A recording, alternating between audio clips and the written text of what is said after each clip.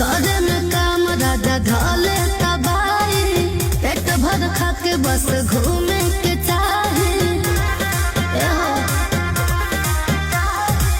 करन काम राजा ढाले तबाही, पेट भर खा के बस घूमे के चाहे। भले नाता टूट जाए, भले नाता टूट जाए, जहिया बेलना उठ जाए, कसबा रंगदारी